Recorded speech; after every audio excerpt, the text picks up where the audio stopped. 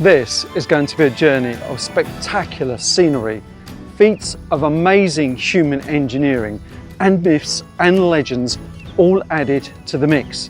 But the thing that excites me most are the natural forces that conspire to create the Highlands of Scotland. My name is Kevin Elgello, and this is the Great Glen Way. It's a story that literally divided and connected the Highlands of Scotland.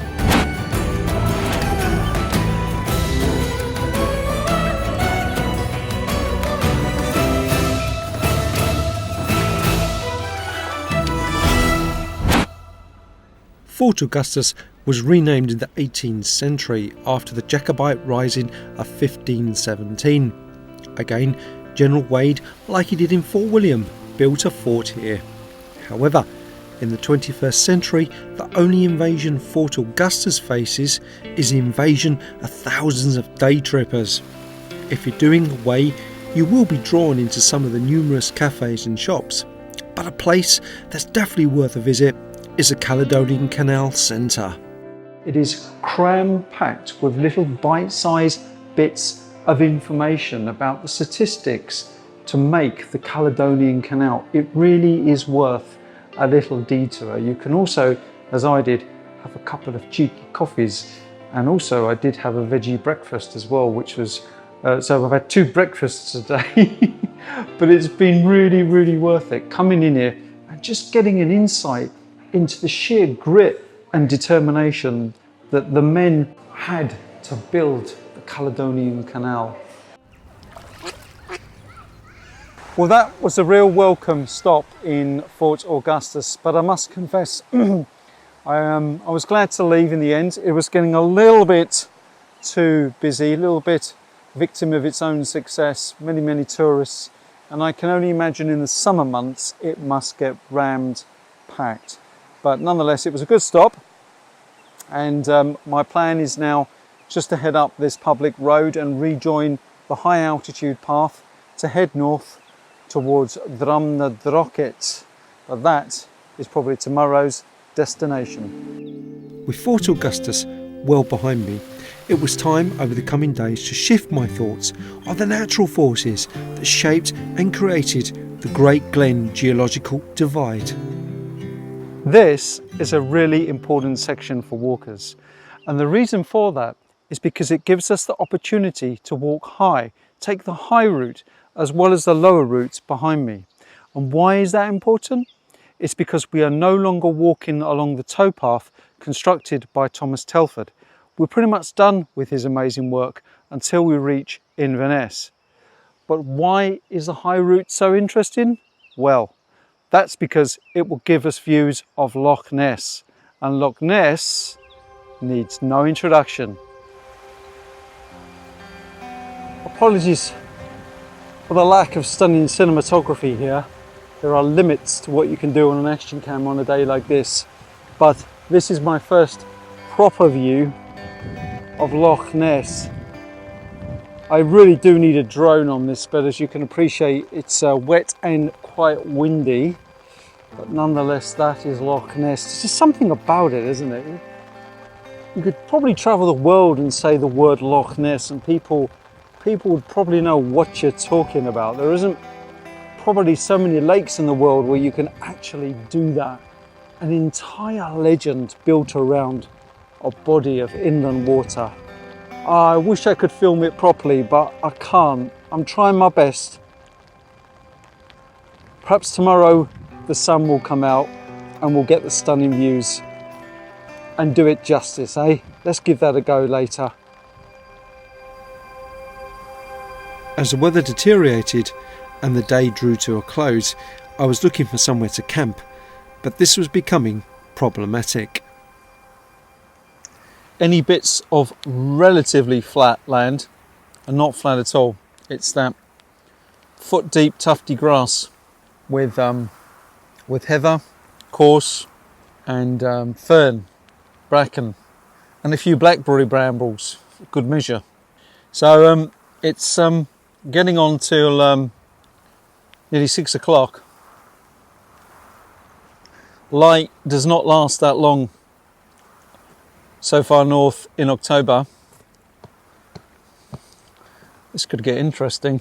There is absolutely nowhere to camp. Eventually, I did find something, but it wasn't exactly ideal. The world of someone making films for YouTube is exceptionally glamorous. This is my accommodation for the night. It's in basically a gully with leaves. I think you can see it's getting really dark, but it'll do. It's a little bit wet, a bit muddy, but there is water and there's plenty of places to find a toilet in the morning, which is always useful. It is by far from ideal, but as you can see, I'm losing light and beggars can't be choosers. So this'll do, We'll make the most of it. Adaptability is the key when doing anything in the hills, and well, this is kind of the hills, I've come down, but adaptability. So I'm going to put this tent up very quickly before I lose my light, and at least you know I survived, which I'm sure you're all extremely excited about. So good, put the tent up. In my little hobbit hole, it's very damp, but I don't care. This is part of living an adventure, isn't it? You know, I'm not one for B&Bs and hotels, and I respect people that do it like that, but I do prefer to immerse myself into the environment as much as I can, and if that means camping in a very wet, damp tent, then so be it, because I just love it. Anyway, I'm gonna have my dinner and tuck into my another Norwegian delicacy, real pulmat. I'm gonna tuck into that. Yeah, it's been a good old day. Shame I couldn't see Ben Nevis, but Ben Nevis? What am I talking about? Loch Ness. Oh my god, the wetness has got to my wee head. No, shame we couldn't see Loch Ness, but tomorrow will be a sunny, bright day. I can feel it. We'll get the drone out and we'll have some stunning views over Loch Ness. Until then, I can have my dinner. After a very damp night, I headed towards the bridge of Inverness. The modern bridge was constructed in 1933 to take the demands of the main road. But the original was built in 1813 and again is part of Thomas Telford's legacy. The weather remained sunny as I headed out of Inverness. I cannot complain. Blue sky. You just know that it isn't going to last. But I'm even down to my t-shirt. I'm letting my my jacket dry out a bit. Ah, stunning. And what an important part of the Great Glen Way. It's another one of those high-low, low-load scenarios. And what I like about these signs is they are jam-packed with information, and it gives you basically the differences between the two, the highlights. And then it's up to you to decide what works for you. I was toying with the idea last night in my tent just to simply take the lower route, because obviously if the clouds are grey and there's rain and blah blah blah, you can't see anything. What's the point of treading the high route? But with weather like this, I am fingers crossed, toes crossed, that the high route will pay dividends and the drone shall fly over Loch Ness. What a stunning, stunning day.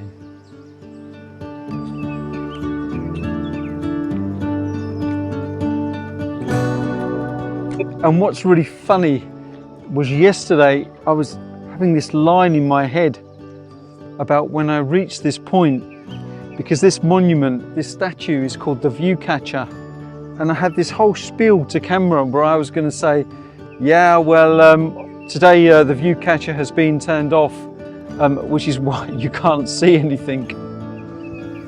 Well, obviously today they've turned it on.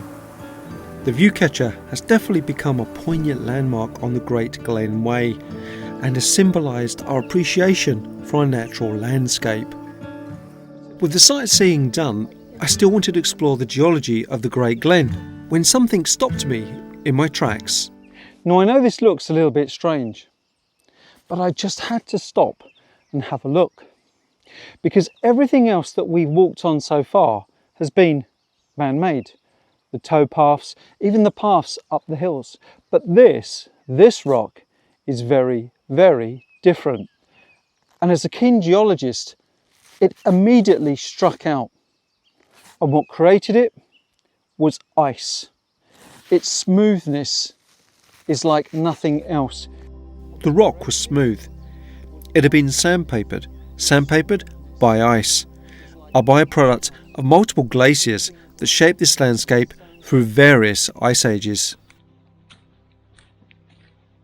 As I headed north, the geologist in me was getting more curious, and I was looking for a break in the weather to explore that story. This is, I'll take my hat off. This is absolutely stunning. You can almost see a rainbow being born from this amazing play of light, cloud, water and rain. The Great Glen fault is known as a strike-slip fault, or in simple terms, it's when tectonic plates slide against each other.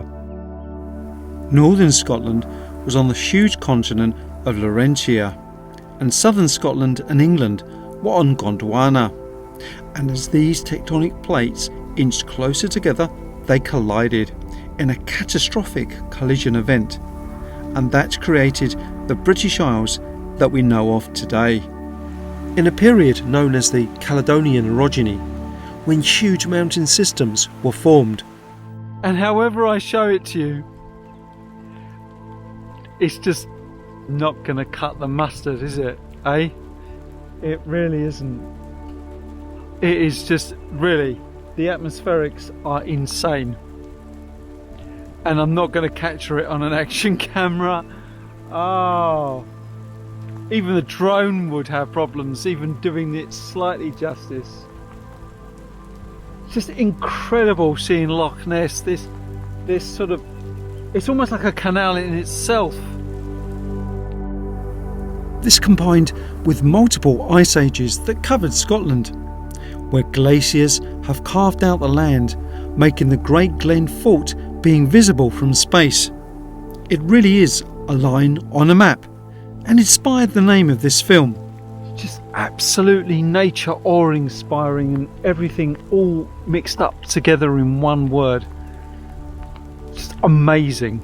A story that is over 500 million years in the making.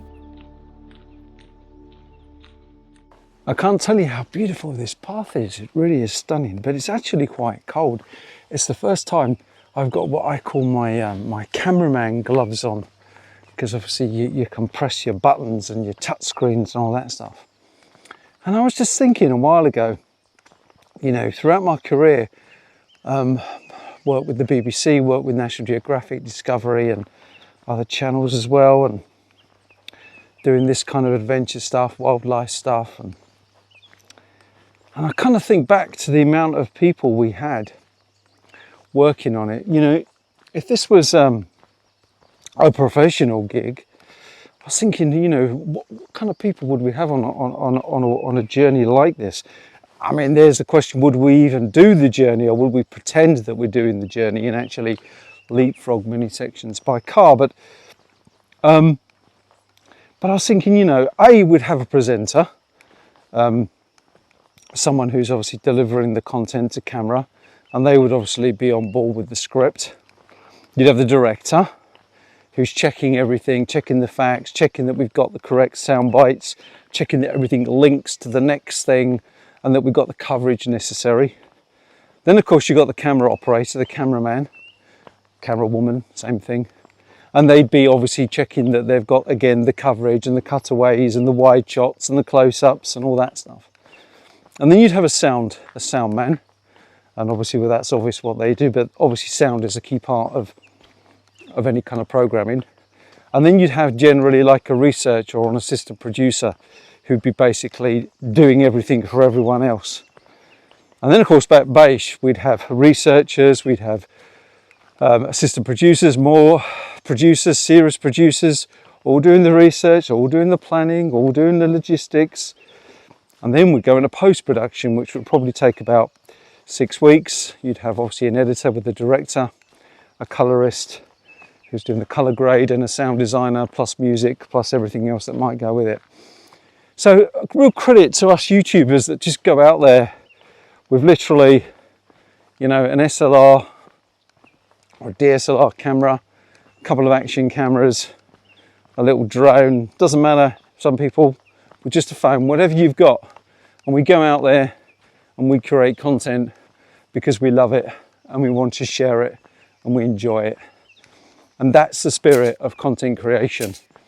It's not about having teams of people.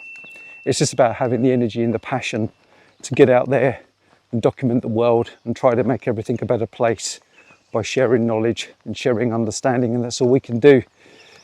So if you can subscribe to my channel, it would really mean a lot, because as YouTubers we need subscribers. It doesn't cost anything, but it means the world to us if you can subscribe. My little wee chat has just ended in the most beautiful of beautiful spots. What a good way to end this little piece. Next time on the Great Glen Way, I will explore the geological forces that created one of the world's most famous lakes in the world, Loch Ness. I'll be taking a step back in time to one of Scotland's most beloved castles, Urquhart. And could this be the strangest and quirkiest cafes and campsite in Scotland? And finally, I'll be approaching my end goal of Inverness. So please subscribe to my channel and stay tuned.